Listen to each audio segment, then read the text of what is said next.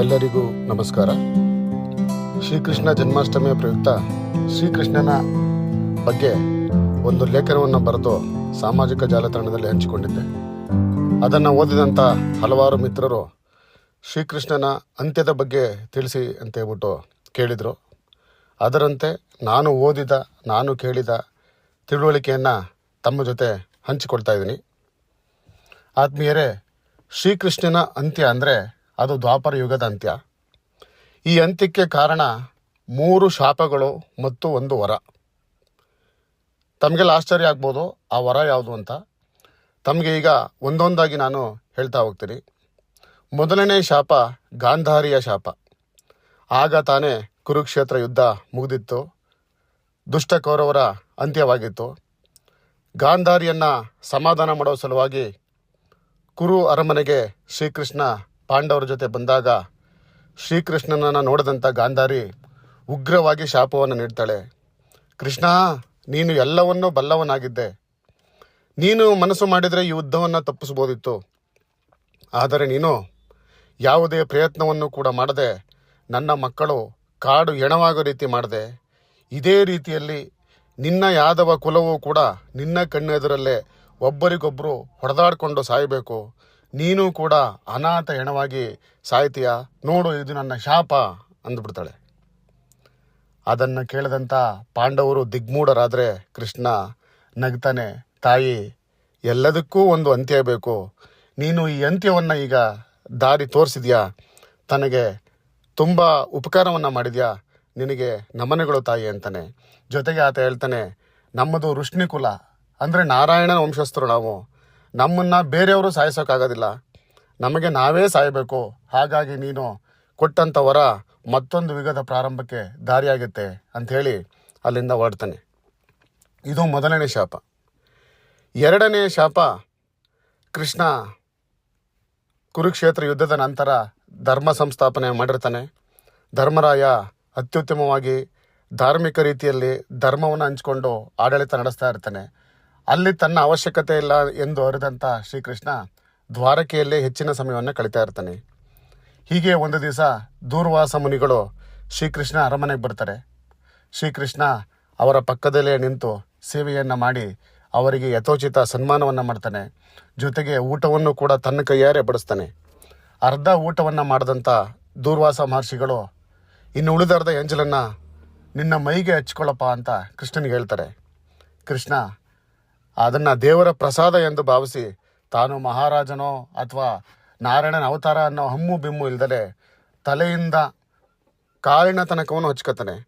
ಆದರೆ ಅಂಗಾಲಿಗೆ ಹಚ್ಚಿಕೊಳ್ಳೋದಿಲ್ಲ. ಇದನ್ನು ನೋಡಿದಂಥ ದೂರ್ವಾಸ ಮುನಿಗಳು ಉಗ್ರರಾಗ್ತಾರೆ. ಅವನಿಗೆ ಶಾಪವನ್ನು ಕೊಡ್ತಾರೆ. ನೀನು ಯಾವ ಭಾಗಕ್ಕೆ ಹಚ್ಚಿಕೊಳ್ಳಿಲ್ಲವೋ ಆ ಭಾಗವೇ ನಿನ್ನ ಸಾವಿಗೆ ಕಾರಣವಾಗುತ್ತೆ ಅಂತ. ಇಲ್ಲಿ ನಿಜವಾಗಿ ಕೃಷ್ಣ ಅದು ದೇವರ ಪ್ರಸಾದ, ಅಂಗಾಲಿಗೆ ಹಚ್ಕೋಬಾರ್ದು ಅಂತ ಮೈಯ ಉಳಿದ ಎಲ್ಲ ಭಾಗಗಳಿಗೂ ಹಚ್ಕೊಂಡಿರ್ತಾನೆ. ಆದರೆ ಅದೇ ಕೂಡ ಒಂದು ಶಾಪವಾಗಿ ಪರಿಣಮಿಸುತ್ತೆ.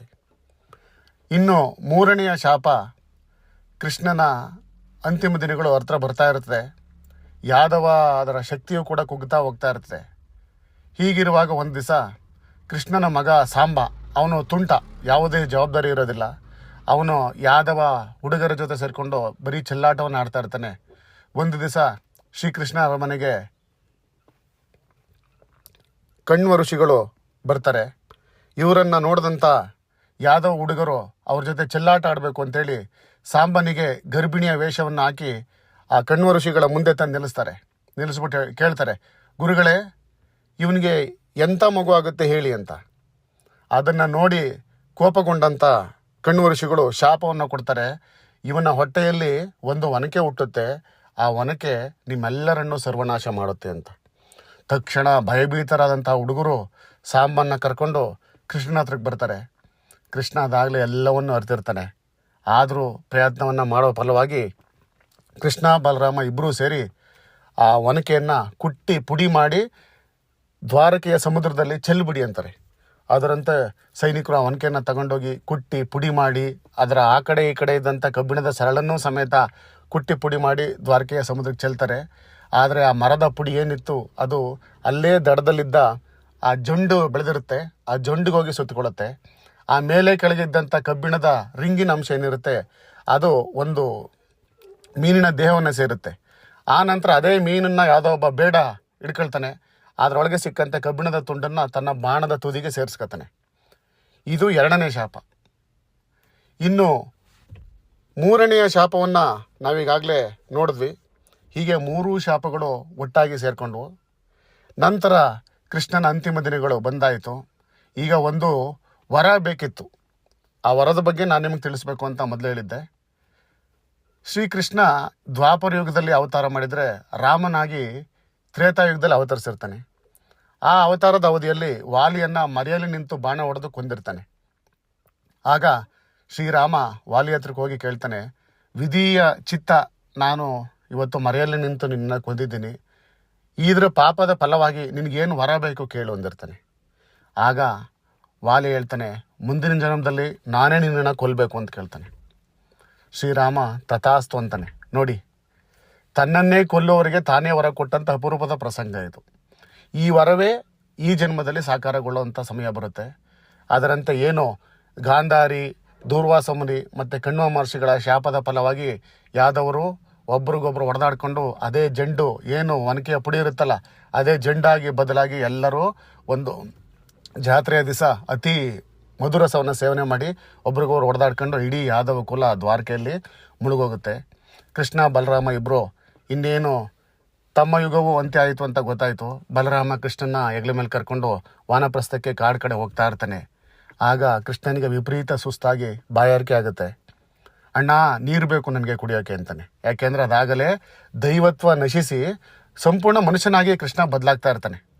ಆಗ ಬಲರಾಮ ನಗ್ತಾ ಆಯಿತು ತರ್ತೀನಿ ಅಂತೇಳಿ ಕೃಷ್ಣನ ಅಲ್ಲೇ ಒಂದು ಕಾಡಿನ ಮರದ ನೆರಳೆಗಳನ್ನು ಮಲಗಿಸಿ ಅವನು ಹುಟ್ಟಿದಂಥ ಅಂಗವಸ್ತ್ರವನ್ನು ಬಣ್ಣ ಬಣ್ಣದ ಅಂಗವಸ್ತ್ರ ಇರುತ್ತದೋ ಅದನ್ನು ಅವನಿಗೆ ಹೊದಿಸಿ ನೀರು ತರಬೇಕು ಅಂತ ತೊರೆಯನ್ನು ಹುಡ್ಕೊಂಡು ಹೋಗ್ತಾನೆ. ಅಷ್ಟರಲ್ಲಿ ಅಲ್ಲೇ ದೂರದಲ್ಲಿ ಜರತ್ ಕುಮಾರ ಅಂತ ಒಬ್ಬ ಬೇಡ ದೂರದಿಂದ ಕೃಷ್ಣ ಮಲಗಿರೋದು ನೋಡ್ತಾನೆ. ಅವನಿಗೆ ಅಂಗವಸ್ತ್ರದಲ್ಲಿ ಯಾವುದೋ ಜಿಂಕೆ ಮಲಗಿರೋ ಥರ ಕಾಣ್ತಾ ಇರುತ್ತೆ. ತಕ್ಷಣ ಬಾಣವನ್ನು ತೆಗೆದಿದ್ದೆ ಹೂಡಿ ಬಿಡ್ತಾನೆ. ಆ ಬಾಣ ಸೀದಾ ಬಂದು ಕೃಷ್ಣನ ಅಂಗಾಲಿಗೆ ತಾಗಲಿ ಕೃಷ್ಣನ ಪ್ರಾಣ ಹೋಗುತ್ತೆ. ಆ ಬಾಣದ ತುದಿಯೇ ಅಲ್ಲಿ ಕಣ್ವ ಮಹರ್ಷಿಗಳ ಒನಕೆಯ ಶಾಪದ ಕಬ್ಬಿಣದ ಅಂಶ ಇರುತ್ತಲ್ಲ ಅಲ್ಲಿ ಸೇರ್ಕೊಂಡಿರುತ್ತೆ. ಹಾಗಾಗಿ ಅದು ಜೊತೆಗೆ ದೂರ್ವಾಸ ಮುನಿಗಳ ಅಂಗಾಲಿಗೆ ಬಡಿದಂಥ ಶಾಪ ಎಲ್ಲವೂ ಸೇರಿ ಕೃಷ್ಣನ ಯುಗಾಂತವಾಗುತ್ತೆ. ಇಲ್ಲಿ ಜರತ್ ಕುಮಾರನೇ ಕಳೆದ ಜನ್ಮದ ವಾಲಿಯಾಗಿ ಈ ಜನ್ಮದಲ್ಲಿ ಜರತ್ ಕುಮಾರ್ ಆಗಿ ಪುನರ್ಜನ್ಮ ಪಡೆದಿರ್ತಾರೆ. ಹೀಗೆ 3 ಶಾಪ 1 ವರಗಳು ಒಟ್ಟಿಗೆ ಸೇರಿ ದ್ವಾಪರ ಯುಗ ಅಂತ ಶ್ರೀಕೃಷ್ಣ ಅವತಾರದ ಅಂತ್ಯವನ್ನು ಸಂಭವಿಸುತ್ತವೆ ಅಂತ ಹೇಳೋಕ್ಕೆ ನಾನು ನಿಮಗೆ ಇಚ್ಛೆ ಪಡ್ತಾ ಇದ್ದೀನಿ. ಧನ್ಯವಾದಗಳು.